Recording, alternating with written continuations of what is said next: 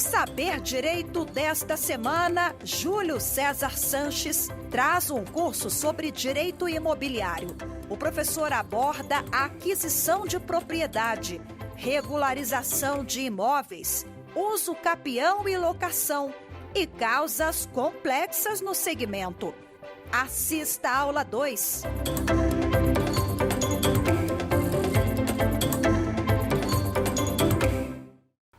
Sou o professor Júlio César Sanches, vamos dar sequência aqui na nossa aula, nosso programa Saber Direito, tá bom? Vem comigo, presta atenção na aula até o final, vai fazer bem para sua carreira, para tua vida. Vem comigo. Vamos lá, vamos continuar aqui. E nesse momento eu quero falar com você a respeito das formas de adquirir propriedade no Brasil. Nós já falamos aqui, existe a originária, e aí nós podemos dizer uso capião. Acho que é um grande exemplo. E a forma derivada. A forma derivada de adquirir propriedade no Brasil são os contratos.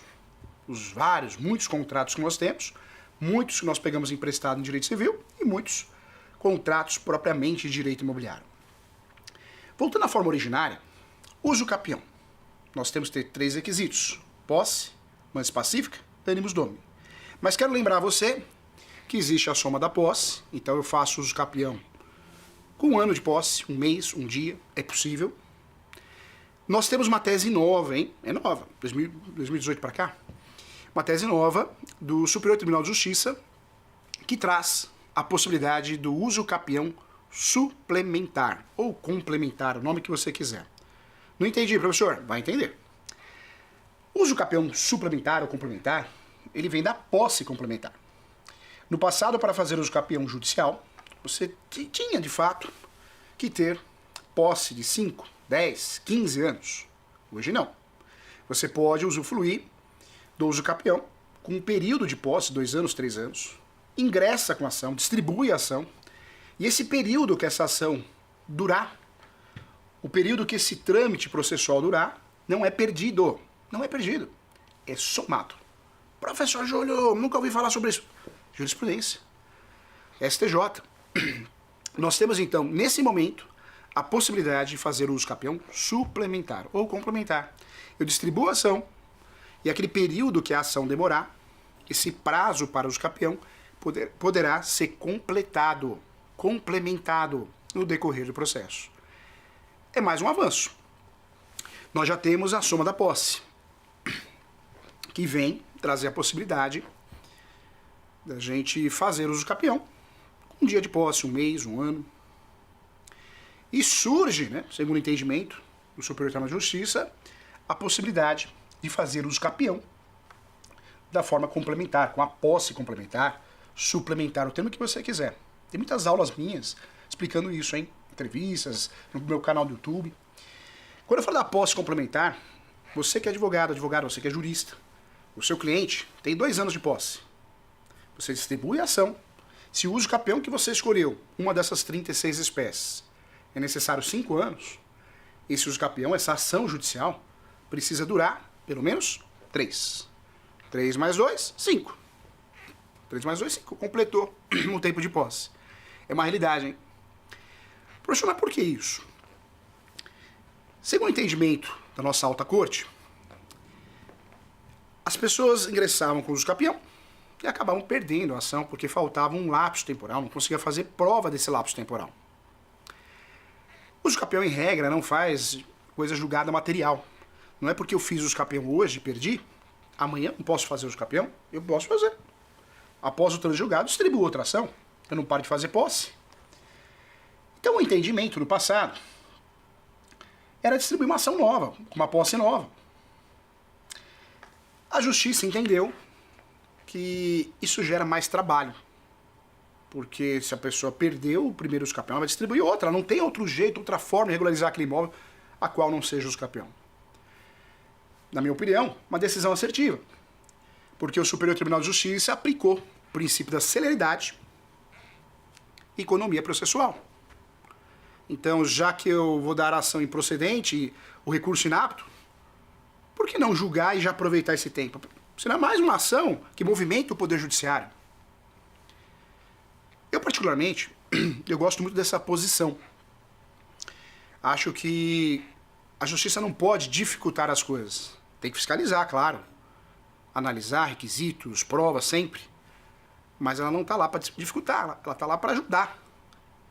É uma ferramenta, a justiça é uma ferramenta para resolver, solucionar problemas, não criar problemas. Então, se realmente uma ação de escapeão vai voltar e vai ter toda aquela tramitação, primeiro grau, segundo grau, terceiro grau, por que não usufruir da posse complementar, do julgamento com base na posse efetiva, que o autor já tem, os autores já têm, e a posse no decorrer do processo. Por que não? Legal, né? Então, o professor está falando aqui uma realidade já, hein? Não é algo que pode acontecer, já é uma realidade. Se você digitar posse complementar, no Google já vai aparecer. Vários vídeos do professor explicando também, explicando inclusive a decisão do STJ, tá?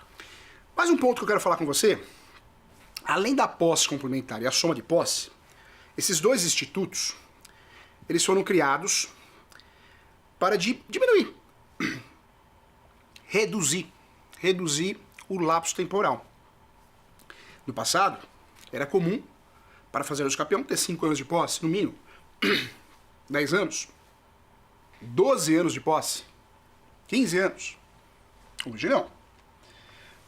Volto a falar, muitos investidores ganham dinheiro com isso, hein? Compra a posse, você tem 10 anos de posse, eu compro sua posse, eu faço o escapeão no meu nome. E você quer ver uma orientação equivocada de muitos advogados, eu ensino isso nas aulas da pós-graduação da Escola Superior Universitária e no mestrado, é o advogado falar, olha, vamos fazer assim, vamos fazer o escapeão no nome dela, que te vendeu a posse, e amanhã depois, ele, ganhando a ação do escapeão, ele transfere para você. Tá errado. Nós sabemos que o ser humano é complicado, hein? A hora que você faz o uso escapeão no nome de um terceiro, aquele que vendeu a posse, e ele ganha, normalmente dá confusão. Dá confusão porque ele, ela, quer uma atualização do valor pago. Ainda mais se a ação durou aí 5 anos, 3 anos. Então, o que eu oriento o meu aluno? O que eu oriento você, aqui da TV do Supremo? Eu oriento você, ao invés de orientar de forma equivocada o sujeito a fazer o escapeão no nome do vendedor da posse, eu oriento você a orientar o seu cliente de forma correta, fazer o escapeão no nome dele, dela. E aí sim, usar a soma da posse. Porque a soma da posse, ela nos ajuda muito nesse sentido. Ela traz a possibilidade de você fazer o escapeão já no nome do seu cliente, evitando uma situação estressante, perigosa. Fazer o escapeão no nome do vendedor da posse, depois ele ganha, ele tem um registro. Ele quer uma atualização, ele não quer passar para o comprador. Mas, professor, tem o contrato, eu vou pedir perdas e danos. É uma outra história, uma outra confusão. Ingressar com a ação não quer dizer que vai ganhar. Então precisa tomar cuidado. Nossas orientações devem ser cuidadosas. Por isso eu defendo tanto a especialização. Defendo muito a especialização. Vem comigo. Quando eu falo de soma da posse, eu quero lembrar a você que eu posso somar a posse de 2 formas. Então preste atenção aqui, olha. Nós temos 2 formas de somar a posse no Brasil. 2 formas. A primeira é originária. Eu consigo somar a posse de forma originária através simplesmente da cessão. E cuidado, hein? Você que está nos assistindo, vamos tomar cuidado para não usar os termos errados, equivocados. Não é doação. Nós temos essa mania, né? Ah, vou te doar. Tá aqui, ó. Vou te doar. Não. É cessão. Posse, nós não falamos de doação. Falamos em cessão. Porque na posse, se você fala em doação, nós sabemos que temos que respeitar o artigo 108 do Código Civil. Toda transação, qualquer regra. Toda transação acima de 30 salários mínimos deve ser feita por escritura pública. E se eu falo da posse? Eu posso fazer por escritura pública a cessão? Claro que eu posso. Mas eu posso fazer também através de um instrumento particular. E vem cá. O professor prometeu para você, como brinde, que eu vou falar muito de prática aqui. A vida como ela é. Que é o que você quer, foco na prática. Não vou ficar trazendo teorias, uma revisão de direito civil, que não adianta. Acho que não é isso que nós queremos aqui no programa Saber Direito. Quando eu falo de posse, ela pode ser cedida. Ela pode ser feita por escritura pública. Muitos cartórios não fazem por escritura pública. Alguns cartórios, alguns estados, as normas da corregedoria proibiram. proibiram de fazer escritura pública de posse para evitar fraudes, né, gente? Não tem jeito. No passado, muita gente fazia escritura pública de posse. Quanto tempo de posse você tem? Fala aí que eu ponho aqui. Os cartórios foram punidos, né? Muitos cartórios foram punidos não podendo mais usar a palavra posse. Surge aí um outro nome, que é a cessão de direitos. Nome genérico. Na prática, a mesma coisa. Muitos cartórios proibidos ou não querendo utilizar a palavra posse, quando eu falo cartório, tabelião de notas, lavrar a escritura pública, deixaram de utilizar a cessão de direito, possessório, possessão de direito de posse, e passaram a utilizar, de fato, a cessão de direitos. Ou seja, só tirando a palavra posse. É a mesma coisa. É a mesma coisa. Quando eu falo de cessão de direitos possessórios, vale a pena lembrar que ela pode ser feita por escritura pública. Normalmente no Brasil você vai ter dificuldade, não são todos os tabeliões que fazem escritura pública de posse, tem tabelião que faz, tem tabelião que não faz. Professor, como isso? Que absurdo! Não é absurdo não, sabe por quê? Porque nós temos o princípio da autonomia no direito registral. Esse princípio da autonomia no direito registral, ele esclarece o quê? Toda vez que o cartório tem um entendimento diferente, ele pode praticar esse entendimento diferente. Os cartórios são regulamentados pelas normas da corregedoria, pelo Código Civil, claro, e a Lei 6.015. A famosa e charmosa Lei de Registros Públicos. Mas isso não quer dizer que um cartório tenha que ter, um oficial de cartório, um tabelião, tenha que ter o mesmo entendimento. Talvez um cartório tenha mais segurança, mais conhecimento, mais treinamento sobre aquele determinado assunto e faça. E o outro cartório não. E eu gosto de explicar isso, a vida como ela é, porque tem muita gente que me procura nas mentorias, o professor faz mentoria para advogados, e fala, professor Júlio, por que eu fui num cartório, o cartório não faz, eu fui no outro cartório, o cartório faz? O cartório aplicou o princípio da autonomia. Tem cartório que faz escritura pública, tem cartório que não faz. Tem cartório que substitui a cessão de posse, substitui esse nome por cessão de direitos, e acaba fazendo alguma coisa, né? Lavrando a escritura também. Tem cartório que nem isso faz. São entendimentos diferentes. E isso é muito comum, inclusive com os campeão, né, gente? Você que está assistindo a vida como ela é. Tem municípios, tem cartórios que faz os campeões extrajudicial com facilidade. É a maioria? É a realidade de todos os cartórios? Não. Tem muito cartório que não faz. Alega muita coisa. Falta de treinamento, remuneração muito inferior para a grande responsabilidade. Várias alegações diferentes. E aí eu trago como exemplo, você vê como a mídia divulga muita coisa errada, né, gente? É a mídia, né? Tanto a internet, por isso você precisa tomar cuidado no que você assiste. Principalmente de prática jurídica, hein? Venderam para nós, a mídia vendeu para nós, que você consegue com facilidade mudar o nome. Chega no cartório e muda o nome. Não é verdade. Tenho certeza que você que está me assistindo já passou por isso. Você, o seu cliente, já passaram por isso. Você vai no cartório tentando retificar o nome, ou seja, alterar. Alterar nome é incluir, excluir. Quando fala de alterar nome, substituir também, nome e sobrenome. O cartório não faz isso com facilidade. Se for erro de grafia, pode ser que faça. Mas as pessoas mudam de nome no Brasil, não em virtude de erros de grafia, mas porque não gostam do nome.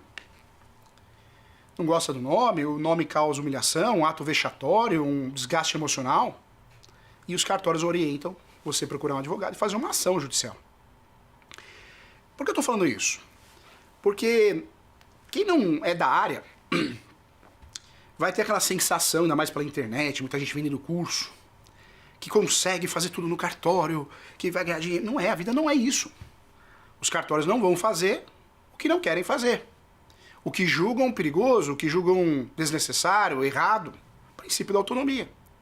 Isso acontece com mudança de nome, isso acontece com uso capião. De cada 100 casos de uso capião, 98 é judicial. Não estou falando que não tenha, né? Que não tenha situações que você consiga fazer essa judicial. O professor foi o terceiro advogado do Brasil a fazer uso capião extrajudicial.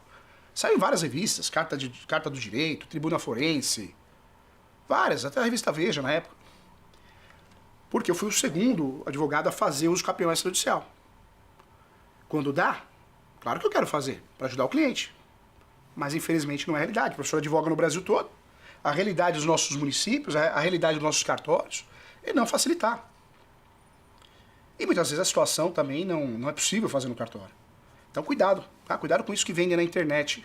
Advocacia extrajudicial, advocacia imobiliária extrajudicial. Eu falo que muitas vezes você é iludido, porque a gente quer pagar as contas, quer ganhar dinheiro, isso aí acaba sendo iludido, né? Cuidado com isso, tá? Muitas vezes isso não existe. Você pode ver que essa advocacia, muitas vezes quem vende, muitas vezes não advoga, ou nem advogado é. Porque não larga o cartório para advogar. Vai largar o cartório para advogar? Tem medo, né? Não tem coragem para largar o cartório e advogar. Por quê? Porque sabe que essa advocacia vendida, milionária, extrajudicial, não existe, não é bem assim. Cuidado, tá? Aluno meu não cai em pegadinha, não. Vamos lá. Quando eu falo aqui da cessão de direitos possessórios e afins, ela pode ser feita por escritura pública, muito cartório não faz. Ela pode ser substituída por cessão de direitos, só não menciona a palavra posse, é muito comum. E pode, na verdade, ser feita por instrumento particular. O instrumento particular, você, eu, nós que fazemos. Tem validade, professor Júlio? Tem validade. A jurisprudência é clara nesse sentido. É claro que um contrato mal feito, que não respeita os elementos de capacidade das partes, objeto, transação lícita, é claro que esse contrato é um grande candidato a perder, né, a sua eficácia, validade, através de uma ação anulatória, através de uma ação de nulidade. Mas a partir do momento que o contrato é bem feito, dentro das suas características, com um título correto, ele tem validade sim. E falo mais. É muito comum você achar ótimos contratos particulares de cessão de posse e escrituras muito complicadas, estranhas, omissas, contraditórias, porque o cartório realmente não está acostumado a fazer cessão particular, porque não é objeto, o cartório nem pode fazer isso aí, né? O cartório tem que fazer escritura pública, e o formato de escritura pública é outro. Então a posse, ela pode ser cedida de forma não onerosa, A posse pode ser vendida, e o nome disso é cessão de direitos possessórios e afins. Você que é o advogado, advogada, que acompanha o professor Júlio nas redes sociais, eu sempre faço um plantão de dúvida ao vivo no Instagram, no YouTube. Eu sempre falo isso, eu bato nisso. Cuidado. Cuidado com os títulos. Cuidado com os títulos. Sempre, gente. Muito cuidado e muita atenção. Eu não posso sair fazendo compra e venda. Contrato de compra e venda, compromisso, promessa, não representa a realidade de uma venda, compra e venda de um imóvel irregular, sem registro, sem escritura pública. A cessão de direitos possessórios e afins pode ser onerosa e não onerosa. Pode ser a título gratuito. A cessão de direitos possessórios e afins, eu posso usar esse nome, olha o nome, hein? Instrumento particular de cessão de direitos possessórios e afins. E posso incluir um plus ainda, com cláusula de soma de posse. Legal. Contrato perfeito para você fazer uso capião com a finalidade de soma de posse. Legal? Já valeu a aula, hein? Vem comigo, olha só. Toda vez que você fale, professor Júlio, uso capião é a última alternativa para regularizar o imóvel. Cuidado, hein? Se você ouviu, se você escutou isso em algum lugar, pode ter certeza que não existe. Está errado. É um pensamento muito errado, muito equivocado. O uso capião não é a última alternativa. É a primeira. Quando o seu cliente tem os requisitos posse, mansa pacífica e animus domini, para que o seu cliente vai fazer outra coisa? Ação reivindicatória? Ação demarcatória? Para quê? Para que vai correr risco? Quantas ações, chamadas ações as ações de adjudicação compulsória, são ações que muitas vezes o advogado ganha e não leva. Não consegue registrar. Mas por quê? Porque nós aprendemos errado na internet. Aprendemos que o uso capião é a última alternativa. Mentira, não é. Não é da área. Não tem lógica falar isso. O uso capião é a primeira alternativa. E você tem que explicar isso na peça, porque tem juiz que faz essa confusão. O uso capião é a primeira alternativa. Quando nós falamos de uso capião, se o meu cliente tem todos os requisitos, posse, mansa pacífica, animus domini, para que eu vou na guerra com uma faquinha? Eu vou com um livro na guerra, pra tacar na cabeça dos outros. Vou morrer. Se eu tenho os requisitos, se o meu cliente tem os requisitos, eu vou com a bazuca. E uso campeão a bazuca. Forma originária. Quantas pessoas ganham uma ação de adjudicação compulsória e não levam? Porque não conseguem registrar.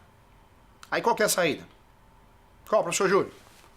A saída é você falar pro seu cliente, olha, tem uma notícia boa e uma ruim. Qual que você quer ouvir primeiro? Aí o cliente fala, eu quero a boa. A boa, que nós ganhamos a ação. Yeah! E a ruim? A ruim, que eu peguei a carta de adjudicação, da ação de adjudicação compulsória, levei no cartório para registrar e o cartório falou, não, nota devolutiva. Para registrar qualquer coisa no cartório, eu preciso da prenotação, né? E aí, nesse momento, o seu cliente vai falar, e agora, doutor? E agora, doutora? Você vai ter que explicar para o seu cliente que a saída é fazer uso capião. Quando eu falo de adjudicação compulsória, eu costumo dizer que é uma ação, hoje cabe a adjudicação compulsória extrajudicial também, né, gente? Tanto no formato extrajudicial, quanto no formato judicial, eu costumo dizer para o meu aluno que é uma ação ou um procedimento traiçoeiro. Traiçoeiro. Você ganha e não leva. E é ruim isso, viu? Porque imagine só, você deu a notícia para o cliente que ganhou e não conseguiu registrar. Dá a notícia para o cliente que precisa fazer um uso capião. Na cabeça do seu cliente, do autor, dos autores da ação de uso capião, ele vai pensar o quê? Do advogado, advogada. Certamente ele vai pensar que você errou. É verdade. Vai pensar que você errou a ação. E posso falar uma coisa? Com muito carinho, com muito respeito? Você errou. Porque se o seu cliente tem todos os requisitos, posse, mansa pacífica, ânimos domini, tem provas disso, para que você vai se aventurar numa outra ação que pode não dar o resultado útil? Então, ajude o professor Júlio. Vamos bater nisso, na doutrina. O uso capião não é a última alternativa. Não é. É a primeira alternativa. Eu só não vou usufruir do uso capião quando não dá. O cliente não tem posse, a posse dele não é mais pacífica, não tem ânimos domini, não tem provas. Aí não tem jeito. Cuidado, tá? Muitos advogados deixam de lado o uso capião, tentando fazer a adjudicação compulsória. Aí ganha ou perde, e se ganha tenta registrar, não consegue. Aí, em virtude de muitos vídeos, muitas aulas, cursos, o pessoal hoje em dia vende, né? O tempo todo, acho que em todos os ramos. Vende que é fácil fazer uso capião extrajudicial, aí tenta fazer extrajudicial. Aí o cliente, ele pega uma bronca de você, porque ele fala, poxa, errou a ação. Depois tentou fazer uso capião e usou o procedimento errado. Cuidado, tá? Cuidado. Muita gente que ganha muito dinheiro com curso e não sabe o que tá falando. Cuidado. Vamos lá, ó. Quando eu falo de uso capião, então, combinado? Essa aula aqui é muito importante que você entenda que não é a última alternativa, mas é a primeira. Quer ver outra ação traiçoeira no direito civil? Exoneração de alimentos. Quando você vai fazer uma exoneração de alimentos, é uma ação para que o autor não quer mais pagar a pensão alimentícia. Não é isso? Exoneração de alimentos é uma ação para encerrar o vínculo compulsório da pensão alimentícia. E aí, muitas vezes, o advogado, a advogada faz essa ação, ouvindo o pai, a mãe, normalmente é pai, olha, meu filho já tem 21 anos, não precisa mais receber pensão. E vai nessa onda, fundamenta mal a ação. Fundamenta só nisso, que já tem 21 anos, idade para trabalhar, e perde a ação. Quantos alunos que me procuram, professor da mentoria de Direito Civil, quantos alunos me procuram para que eu ajude a montar o recurso de apelação, o extraordinário, o especial? Falei muito isso na Claudete Troiano. Quantos alunos me procuram para fazer a retificação dessa tese? Porque na ação de exoneração eu preciso provar necessidade e possibilidade. Alguns defendem 3 pontos, né? Proporcionalidade. Por que eu estou entrando nessa ação de direito de família? Porque é didático explicar que a ação de exoneração de alimentos é uma ação traiçoeira. Se o advogado ou a advogada faz essa ação mal feita, vai perder. Mesmo o filho, a filha, mesmo ele e ela tendo 25 anos, 30 anos. O professor corrigiu no escritório, via online, na mentoria que eu faço. Um advogado e uma advogada me procuraram online, na mentoria particular agendada. E eu corrigi o recurso, porque a decisão foi negativa. E eles bateram o quê? Bateram que tem 25 anos, 25 anos, 25 anos. Perderam a ação. Eu preciso provar necessidade e possibilidade. Faz uns 2 anos, mais ou menos, o professor também assumiu uma mentoria para ajudar o advogado que estava bem preocupado, que o cliente estava reclamando. Quem recebia pensão alimentícia tinha 40 anos. 40 anos. Professor Júlio, que absurdo, 40 anos, tem que receber pensão. Não ficou demonstrada a necessidade e nem a possibilidade. Essa ação de direito de família, eu estou usando como exemplo aqui no direito imobiliário. Volta para o direito imobiliário, vem para o nosso mundo, vem cá. A adjudicação compulsória é isso. A ação de adjudicação compulsória, o procedimento extrajudicial, você, vendedor, passou para mim, você vendeu para mim, eu, comprador. E você enrola, some, eu não te acho. Você marca de ir no cartório, não vai, marca de assinar, não assina. Então, eu, mediante prova de pagamento, recibo geral ou das parcelas, não preciso necessariamente ter averbação na matrícula do imóvel, eu faço uma ação contra você. Nome da ação, adjudicação compulsória. Veja que a adjudicação compulsória é uma ação de obrigação de fazer, né? Só que no direito imobiliário ela tem um plus. Por que um plus? Porque eu faço adjudicação compulsória e não faço obrigação de fazer. Eu falei para você que na minha aula eu iria trazer muitas questões processuais para te ajudar. Toda vez que eu faço uma ação de obrigação de fazer, eu estou procurando o Poder Judiciário para obrigar a pessoa a fazer alguma coisa, não é isso? Se ela não fizer, o Judiciário vai condenar ela a pagamento de multa. A pessoa pode pagar a multa e não fazer, pode não fazer, né? E nem pagar a multa, na verdade. A ação de adjudicação compulsória, em regra, é uma ação de obrigação de fazer, mas ela comeu o espinafre do Popeye. Não sei se é da tua época, se você assistiu o Popeye. Eu gostava muito. O Popeye comia o espinafre, ficava forte, não é isso? A adjudicação compulsória no direito imobiliário é uma obrigação de fazer, mas turbinada. Por quê? Eu obrigo você a transferir para mim, vendedor. Se você não transferir, o Judiciário expede uma carta, chamada carta de rematação. Eu pego essa carta de rematação e faço o quê? Vou registrar no cartório de imóveis. Ou seja, sem a sua contribuição, vendedor, eu consigo passar para o meu nome. Lindo, né? A ideia é que funcionasse muito bem assim.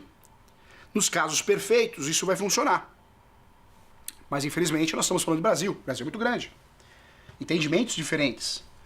Não da nossa alta corte, mas em muitos tribunais estaduais. Então, muitas vezes você faz isso, ganha ação e o cartório não registra com base no princípio da autonomia. Ou o cartório registra e a pessoa pede uma nulidade. Cuidado, hein? Por isso eu sempre falo para você, quando for possível o escapião, é a ferramenta adequada. Se eu posso ir para a guerra com uma bazuca, eu vou com a bazuca e não com a faquinha. Se eu posso tomar bezetacil, eu vou tomar bezetacil e não um antigripal. Não é isso? Então cuidado, tá? É muito importante que você enxergue a vida real do direito imobiliário. Mais fácil ter sucesso com a ação de uso capião, porque é forma originária. O judiciário, em regra, vai analisar se tem ou não tem os requisitos, posse, mas pacífica e nem os nomes. Analisando, uma ação que não tem réu, em regra, pode se tornar litigiosa, se alguém se opor. O judiciário, analisando isso, sendo procedente a ação, você consegue registrar a sentença na matrícula do imóvel. Você consegue registrar a sentença na matrícula do imóvel, ou o cartório vai abrir uma matrícula nova. Eu sou muito fã disso, né? Quando o cartório de imóveis, lembrando que não tem nada a ver com o tabelião, tá? O tabelião faz escritura pública, é outra coisa. O registrador de imóveis é que registra, competente. Eu sempre brinco, né? Mas é verdade, você pode ir no tabelião que você quiser, não é isso? Em regra, nem tudo. Se o campeão é extrajudicial, não. Mas você pode ir no tabelião que te atende bem, que serve o melhor cafezinho, o melhor chazinho, não tem problema. Mas no registrador, não. Eu brinco, o pessoal dá risada nas palestras, mas é verdade. Eu vou no cartório de imóveis, eles me maltratam, eu vou pedir desculpa e vou voltar lá. Professor Júlio, eu não falar isso, é verdade. Não tem escapatória. Né? Então não tem, por competência, eu tenho que resolver naquele cartório, é ele que vai registrar, é ele que vai averbar, via prenotação. Se eu não concordar com isso, com a decisão do cartório, com a nota devolutiva do cartório, cabe fazer um pedido de reconsideração, cabe fazer uma suscitação de dúvida, uma dúvida inversa. É isso. É a vida como ela é. Vamos lá. A indicação compulsória, então, é uma obrigação de fazer, camuflada, né? Ela tem um toque especial. Eu não sei de onde você está assistindo, mas tem um misto quente. Se você põe, né, tomate no misto quente, vira Bauru. A indicação compulsória é isso. É uma obrigação de fazer turbinada. Quando eu falo da indicação compulsória, o que eu quero trazer para você? Existe o formato extrajudicial. No passado, quando surgiu a indicação compulsória extrajudicial, eu não precisava fazer escritura pública. Ficou pactuado em praticamente todos os estados que tem que fazer escritura pública, com assinatura obrigatória de um advogado. A indicação compulsória extrajudicial é aquela que eu faço com a ajuda do tabelião e também com o registrador.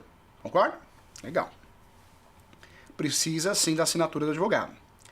Mais um ponto importante, presta atenção aqui, hein? Vai ajudar você. A indicação compulsória, ela pode ser feita de forma convencional ou pode ser feita de forma inversa, hein? Inversa. Ou seja, eu posso usar, normalmente, o comprador utiliza ela contra o vendedor, ou os vendedores, mas eu posso usar do vendedor contra o comprador. Eu posso ter essa mudança de titularidade, né? Então existe a indicação compulsória inversa, hein? Importante falar sobre isso. Cuidado! Volto a falar.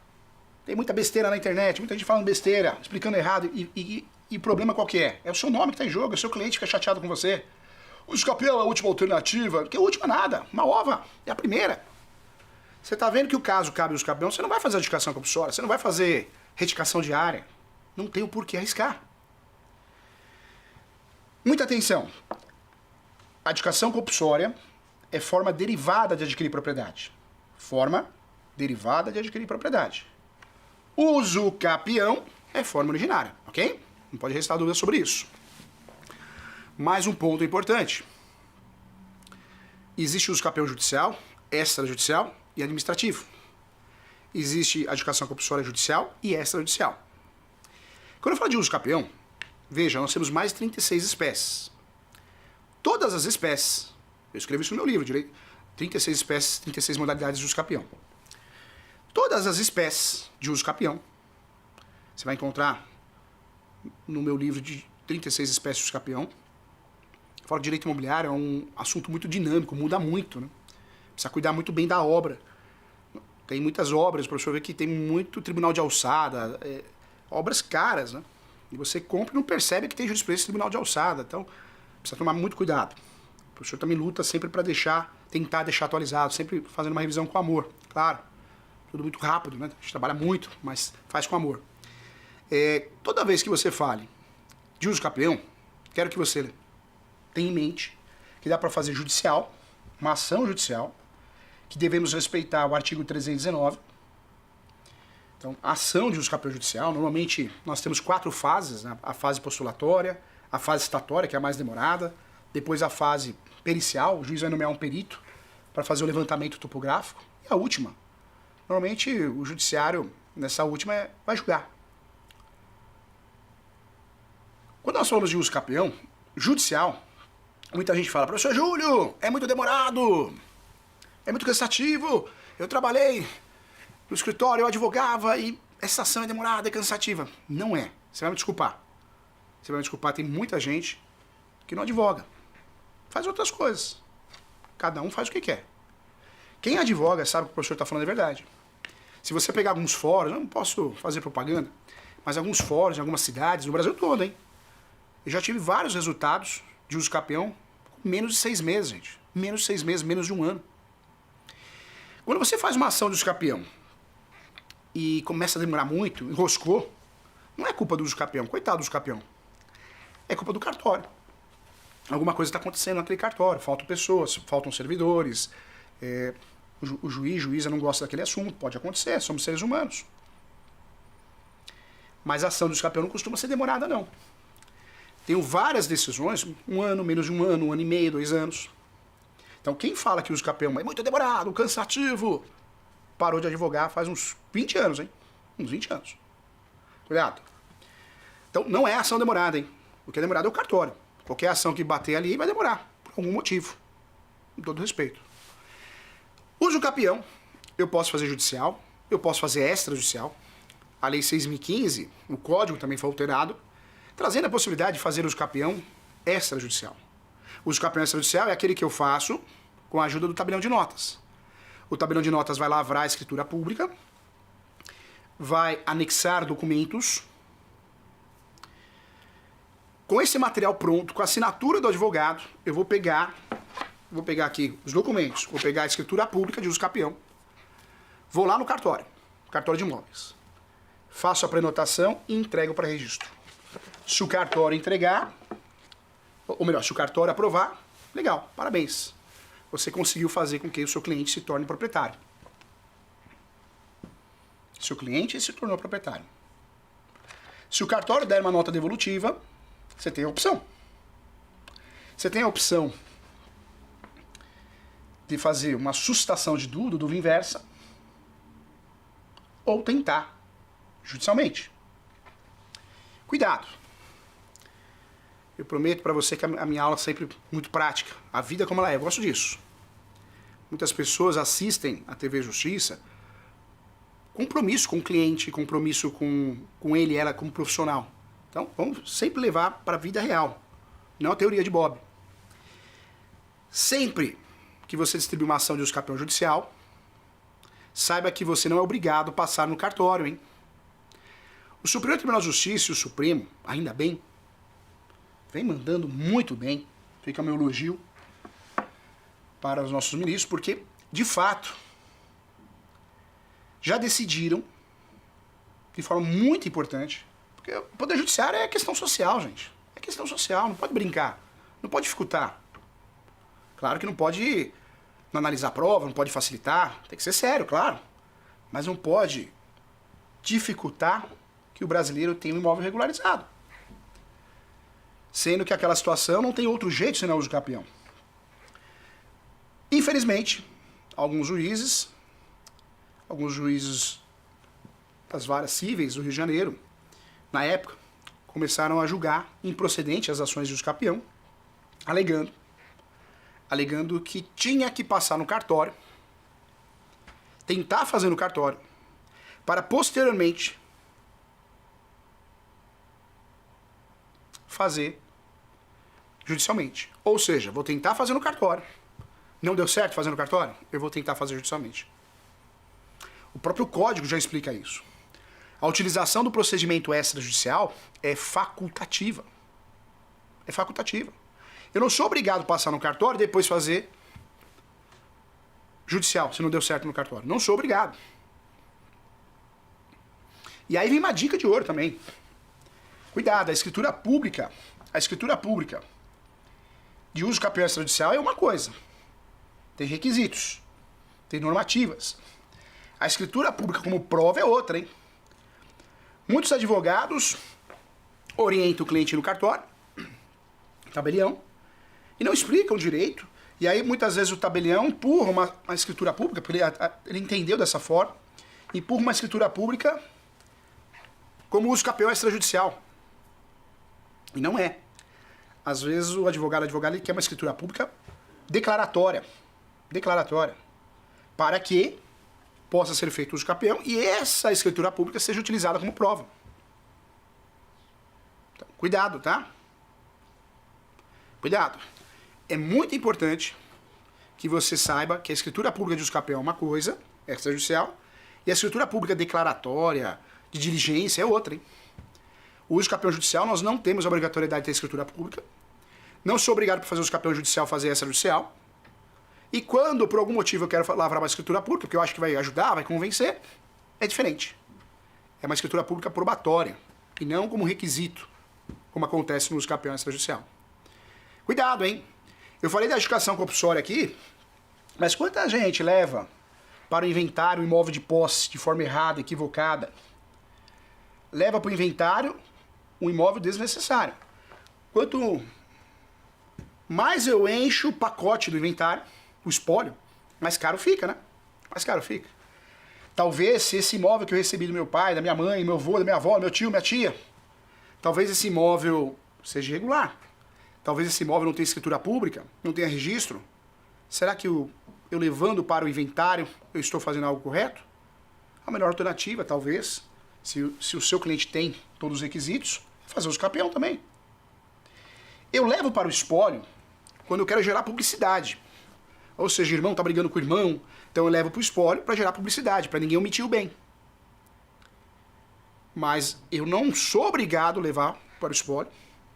E outro ponto também. O inventário por si só não regulariza imóvel. Guarde isso, hein? Valeu o nosso encontro aqui. Inventário por si só não regulariza imóvel. Não regulariza. Eu faço o inventário do teu pai. E aí eu pego o formal de partilha judicial. Eu vou registrar no cartório. O cartório de base vai falar, peraí, eu não vou regularizar nada. Por mais que esse imóvel conste no inventário judicial, por mais que esse inventário conste no formal de partilha, esse imóvel está irregular, não estava no nome do teu pai, da tua mãe. Ou seja, eu faço inventário, gasto muito e não regularizo nada. É comum, hein? É comum. Então, eu preciso ter um certo cuidado quando levar para o inventário o imóvel irregular e quando não levar. Tem situações que eu levo para evitar omissões, tem situações que eu levo porque o juiz, a juíza daquela cidade entende que tem que levar para o inventário para poder, de fato, recolher tributo, o ITCMD, não burlar o tributo. Então, tem estratégias. O direito é muito dinâmico, né? Não dá para falar que 2 é mais 2 no direito. No direito, 2 pode ser mais 2 pode ser igual a 5, né? O direito é isso, né? Então, cuidado, tá? Muita atenção. Vamos lá. Existe o uso campeão judicial, existe o uso campeão extrajudicial, e existe um procedimento chamado REURB. Nunca ouvi falar, professor Júlio. E é isso que eu quero te ajudar. É isso que nós aprendemos na pós também. O uso campeão pode ser administrativo. E promete, professor Júlio, não confunda. Tem gente que acha que o uso campeão administrativo é o extrajudicial administrativo. No começo até houve uma confusão. Pode ser que você ache aulas minhas aí antigas, né, da TV Cresce, tema uso campeão administrativo, e explicando como se fosse o extrajudicial. Mas até então, quando surgiu, tinha esse entendimento. Não, nossa aula é super mega atualizada. Não. Com o surgimento da REURB, com o surgimento da regularização administrativa é administrativa. Regularização registral, através de uso campeão judicial é uma, e regularização extrajudicial é outra. Ok? São regularizações diferentes. Combinado? Você promete, professor Júnior, que não vai esquecer mais? Vem comigo. Nós temos duas formas de regularizar um imóvel no Brasil. Existe a regularização registral, aquela que é feita no cartório. Eu passo a ser dono no cartório, passo a ser proprietário no cartório. E existe a regularização administrativa. Regularização administrativa é aquela regularização que eu faço do imóvel na União, Estado, Município, Receita Federal. Então, não vai confundir. Eu consigo regularizar um imóvel, registralmente falando, no cartório de imóveis, através de 3 procedimentos: judicial, extrajudicial e administrativo, ok? Só que a regularização registral é uma coisa. Eu consigo regularizar um imóvel no cartório de imóveis através de 3 procedimentos, 3 caminhos: judicial, extrajudicial, administrativo. Uso campeão judicial, uso campeão extrajudicial, REURB, regularização administrativa. E quando eu falo regularização administrativa, é regularizar um imóvel na União, Estado, Município, Prefeitura, né? Município, Prefeitura, Receita Federal. Então são regularizações diferentes. Nas minhas aulas, eu sempre falo muito sobre prática, porque eu acho que falta na faculdade, né? E a prática faz a gente errar, perder cliente, perder amizade. É verdade. Então eu gosto de trazer essa situação. Muitas vezes o cliente, quando contrata o operador do direito, ele acha que vai regularizar as duas coisas de forma automática. Doutora, ganhamos ação de escapeão, então no cartório agora eu sou dono. Isso. E na prefeitura está tudo certo, na Receita Federal, na União. Não. São regularizações diferentes.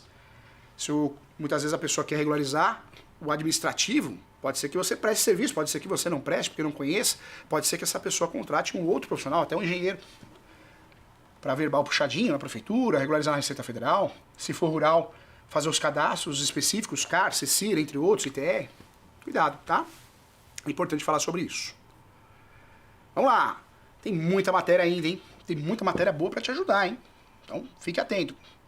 Vamos lá, vamos falar de REURB, hein? REURB. O que é essa tal regularização fundiária? Eu faço um requerimento.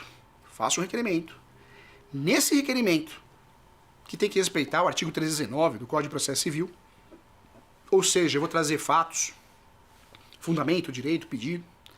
Esse requerimento eu vou pegar, bem feito, com os documentos anexados, e vou protocolar na prefeitura, no município, na Comissão de Regularização Fundiária.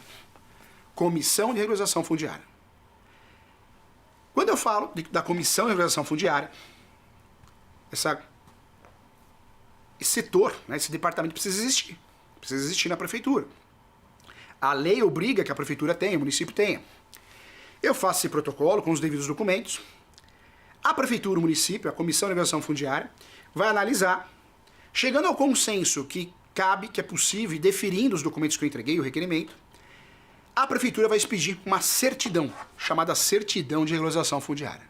Essa certidão de regularização fundiária, eu vou pegar, meu cliente, vou no cartório de imóveis e vou registrar. Professor, o que acontece nesse momento? Nesse momento acontece a mágica. Assim como acontece no campeão judicial, extrajudicial, meu cliente passa a ser dono, proprietário. Essa é a ideia. Meu cliente passa a ser dono, proprietário. Eu sempre falo para os meus alunos, para os mentorados, que eu atendo no escritório, presencial e online, eu sempre falo que em alguns municípios é mais fácil você fazer a REURB, regularização fundiária, do que propriamente fazer os campeões judicial, verdade. Porque a REURB você não precisa ter contato com o cartório, o tabelião de notas. A REURB você faz isso direto na prefeitura. E posteriormente você faz isso conseguindo o deferimento, você pega a certidão de regularização fundiária e registra no cartório de imóveis. É um caminho inverso, você deixa de lado o tabelião de notas. É muito legal, funciona muito bem. Então muitos alunos que me procuram, pensando nos campeões judicial, os campeões extrajudicial, muitas vezes é caso de REURB. Um assunto muito mal ensinado também. Então, vale a pena entender sobre esse assunto. Chegou o momento que todo mundo gosta, né? Chegou o momento especial, o momento das nossas perguntas, o quiz. Roda a vinheta.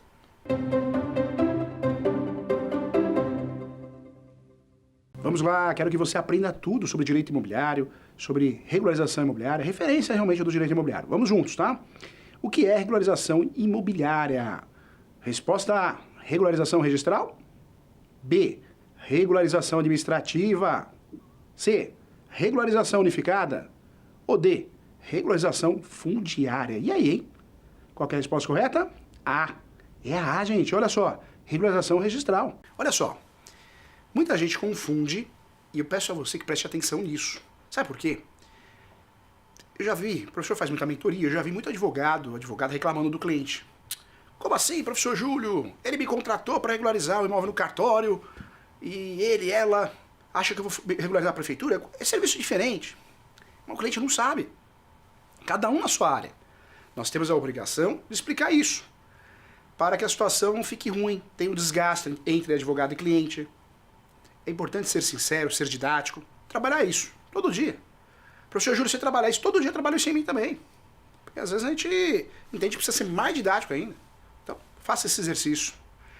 A regularização registral é a mesma coisa que a regularização imobiliária. A regularização imobiliária é ter o meu nome no cartório de imóveis.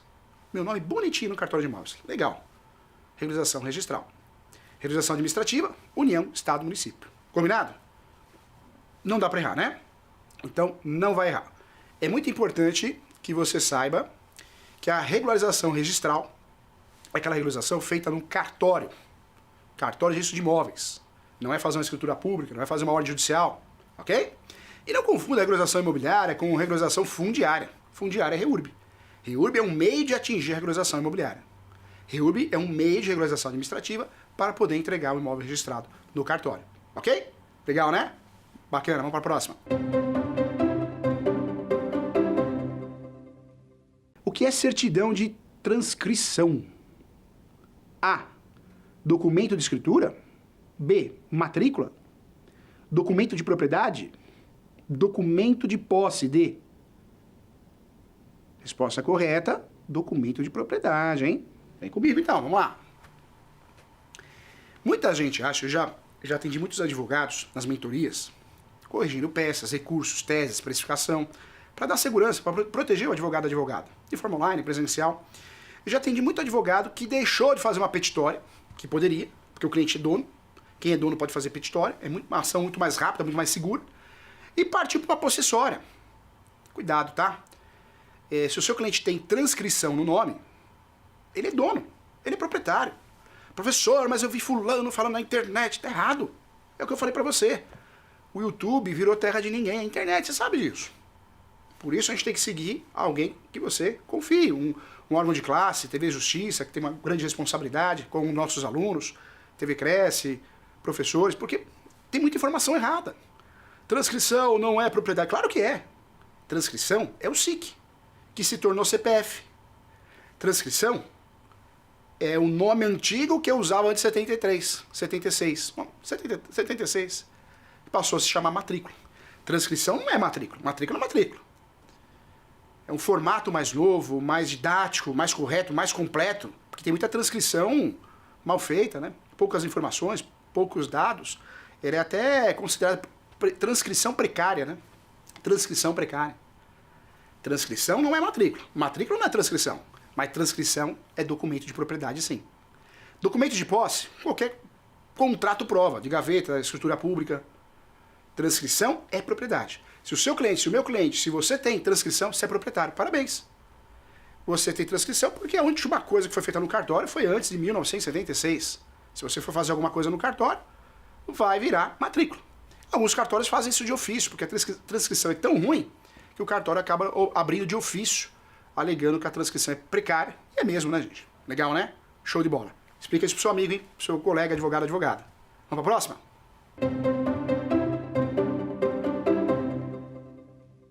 Meu Deus do céu, isso aqui tá ficando uma pós-graduação para você, hein? Vamos lá, o que é regularização administrativa? O que é regularização administrativa? A. Escritura pública. B. Órgãos e entes federativos. C. REURB. D. Cessão de posse. E aí, hein? Resposta? Regularização administrativa. REURB. C. É isso aí, vem comigo. Eu posso regularizar registralmente o imóvel através de meios judiciais, extrajudiciais e administrativos. A REURB é uma regularização administrativa que vai me entregar a posse. Não, vai entregar a propriedade. Vai me entregar a propriedade. Tanto é que eu vou peticionar de forma digital ou eletrônica no cartório. Não é no cartório. Na prefeitura, no município, na Comissão de Regularização Fundiária. A Comissão de Regularização Fundiária vai analisar. Se for deferido o pedido, vai expedir uma certidão de regularização fundiária e eu levo no cartório e o cartório vai analisar se vai registrar. Não é que vai registrar. Cuidado, hein? Legal, né? Fácil. Agora ficou fácil. Prática diferente da teoria, hein? Muito diferente. Cuidado com o que você vê na internet por aí, hein? Sou o professor Júlio César Sanches, sigo o professor nas redes sociais, meu canal no YouTube é Júlio César Sanches, você vai achar como professor Júlio César Sanches, mais de, acho que 220 mil inscritos, é um canal bem forte, né? Acho que se tornou o maior canal de direito imobiliário do Brasil, convido a você a fazer parte desse canal também. Um abraço e até a próxima. Quer dar alguma sugestão de tema para os cursos do Saber Direito? Então mande um e-mail para a gente, saberdireito@stf.jus.br. Você também pode estudar pela internet. Acesse o nosso site radioetvjustiça.jus.br ou pode rever as aulas no canal do YouTube, @Rádio e TV Justiça.